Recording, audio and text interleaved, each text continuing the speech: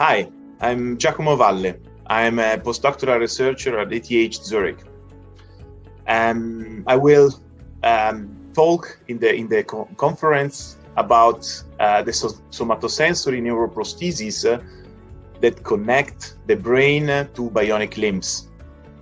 The topic is really a bridge between neuroscience and technology, where it's possible, thanks to this particular prosthesis, to connect bionic limbs to the nervous system, to the brain, in order to improve quality of life of people with leg amputation and with arm amputation.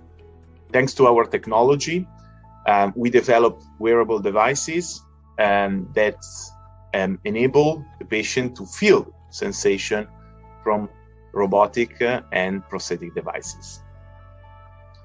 It's important for us to share this information, to receive feedback, to have discussion with the community in order to expand the use of neurotechnology in other fields, and also the implication of the connection between robots and humans, so directly with the discussion with the broader audience.